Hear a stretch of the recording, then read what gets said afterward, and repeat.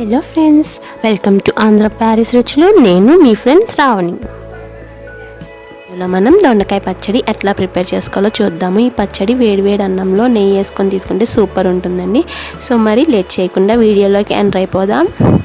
కావాల్సిన ingredients: 1/2 kilo దొండకాయలు, పచ్చిమిరపకాయలు, 4 లేక 5 వెల్లుల్లి గబ్బాలు, కొంచెం చింతపండు, రుచికి సరిపడా ఉప్పు, కొన్ని రెబ్బల కరివేపాకు, 1/2 టీ స్పూన్ జీలకర్ర, అలాగే వేయించుకోవడానికి నూనె. ముందుగా దొండకాయల్ని శుభ్రంగా కడుక్కొని ఇలా చక్రాల్లా కోసుకొని కల్లుప్పు వేసుకొని ఒక 10 నిమిషాలు నానబెట్టుకోవాలి. ఈలోగా పొయ్యి మీద బాండీ పెట్టి అందులో 2 టేబుల్ స్పూన్ల ఆయిల్ వేసుకోవాలి.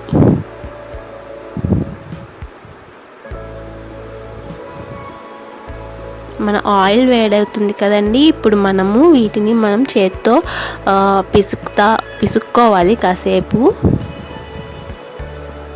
ఇట్లా అందులో నుంచి వాటర్ అనేది వస్తుంది చూడండి. ఇలా చేయడం వల్ల మనకి దొండకాయలు అనేవి త్వరగా వేగుతాయి. ఇప్పుడు మన నూనె వేడైన తర్వాత ఈ ముక్కల్ని అందులో వేసేసుకుందాము.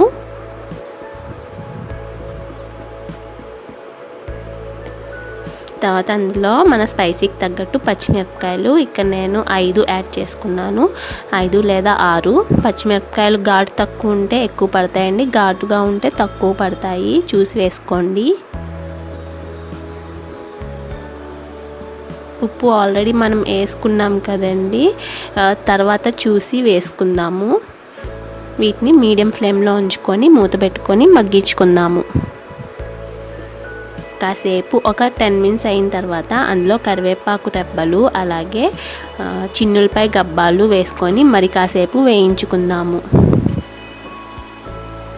మన ముక్క అనేది మెత్తబడే అంతవరకు వేయించుకోవాలండి. చూడండి, వేగిపోయినాయి మనకి దొండకాయలు, అలాగే పచ్చిమిరపకాయలు కూడా మగ్గిపోయినాయి. ఇప్పుడు మనము చిన్న నిమ్మకాయ సైజ్ అంత చింతపండు వేసుకొని 1 నిమిషం పాటు ఉంచుకొని స్టవ్ ఆఫ్ చేసేద్దాం. నిమ్మకాయ ఎక్కువ వేసుకోవద్దండి, పులుపుగా ఉంటుంది మనకి పచ్చళ్ళలో. స్టవ్ ఆఫ్ చేసేసిన తర్వాత 1 నిమిషం మూత పెట్టుకుందాము. అన్ని ఇంగ్రీడియంట్స్ అన్నీ మెత్తగా మగ్గుతాయి. చూడండి, ఇవి చల్లారిన తర్వాత మనం మిక్సీ వేసుకుందాము. మనకి పచ్చళ్ళలో అన్నీ కరెక్ట్గా ఉంటేనే టేస్టీగా ఉంటుందండి. చింతపండు, ఉప్పు, కారం అన్నీ కరెక్ట్గా సరిపోవాలి.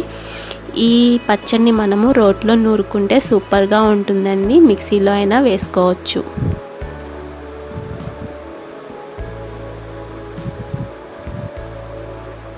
చూడండి, నేను మెత్తగా గ్రైండ్ చేసేసుకున్నాను. దీనికి ఇప్పుడు మనం తాలింపు వేసుకుందాం. తాలింపు వేసుకుంటే మనకి టేస్ట్ అనేది అడిషనల్గా టేస్ట్ యాడ్ అవుతుంది, అందుకని తాలింపు వేసుకుందాము.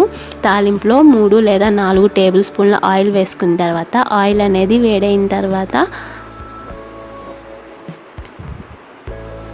ఇందాక నేను పచ్చళ్ళలో జీలకర్ర వేయడం చూపించలేదండి, ఒక 1/2 టీ స్పూన్ జీలకర్ర కూడా వేసుకొని పేస్ట్ చేసుకోండి. అలాగే తాలింపులో కూడా ఒక 1/2 టీ స్పూన్ వేసుకొని పచ్చిశనగపప్పు, ఆవాలు అలాగే జీలకర్ర వేసుకొని తాలింపులో వేద్దాము. వేడైన తర్వాత అందులోనే ఒక ఎండుమిరపకాయ అలాగే కరివేపాకు రెబ్బలు వేసుకుందాము. తాలింపు వేగిన తర్వాత మనం గ్రైండ్ చేసి పెట్టుకున్న పచ్చడి కూడా వేసుకొని 2 నిమిషాలని దాన్ని వేయించుకున్న తర్వాత స్టవ్ ఆఫ్ చేసుకొని సర్వింగ్ బౌల్లో తీసుకుందాం.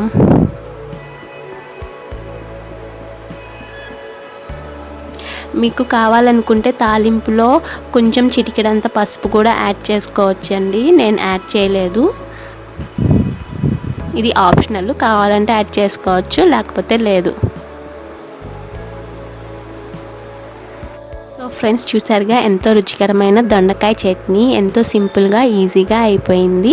సో మీరు కూడా దీన్ని తప్పకుండా ట్రై చేసి నాకు కామెంట్ బాక్స్లో తెలపండి. కనుక ఈ వీడియోలో ఈ రెసిపీ నచ్చినట్టయితే లైక్ చేయండి, షేర్ చేయండి, అలాగే కామెంట్ కూడా చేయండి. మీరు కనుక కొత్తగా చూస్తున్నట్టయితే నా ఛానల్లో రెసిపీస్ మీకు నచ్చినట్టయితే సబ్స్క్రైబ్ చేసుకోండి. మనం ఇంకో వీడియోలో ఇంకో రెసిపీ కలుసుకుందాము. Thanks for watching. అంతవరకు టేక్ కేర్, బాయ్.